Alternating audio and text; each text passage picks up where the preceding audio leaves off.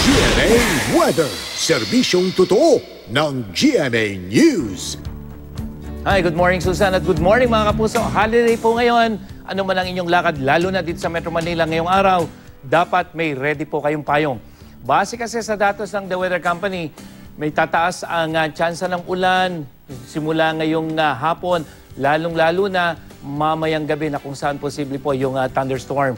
Yung binabantayan naman nating low pressure area, namataan po yan ng Pag-asa sa layo lamang 330 kilometers sa may silangan, timog silangan ng east-southeast ng Baler, Aurora. Ayon po yan sa Pag-asa at nakapaloob ang nasabing LPA sa mas malaking weather system, Intertropical Convergence Zone, na nakakapekto naman ngayon sa may central at southern Luzon.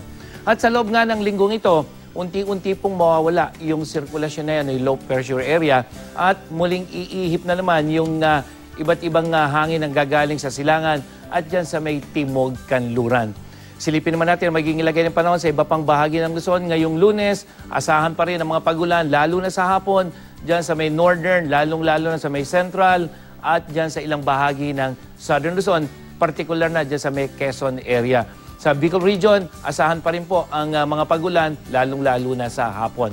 At sa Visayas, may mga mahihinang pagulan dyan sa may central hanggang dyan sa may eastern section. At dyan sa Cebu City, asahan na po yung pagtaas ng tsansa ng ulan pagdating sa hapon hanggang sa gabi.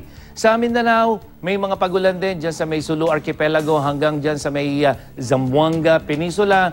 Mahihinang pagulan din o thunderstorm ang asahan sa ilang bahagi ng ARMM dyan sa may Caraga hanggang sa rehiyon ng Davao. At sa lagay naman po ng panahon sa Davao City, tataas ang tsansa ng ulan pagdating ng hapon maging sa gabi. Yung init factor nila, 37 degrees Celsius, kaya maalisan mga puso. Maligayang paggunita po sa National Heroes Day mga kapuso. At yan ang latest mula sa GMA Weather. Ako po si Nathaniel Cruz. Magplano para sigurado. I am ready. Serbisyong totoo ng GMA News.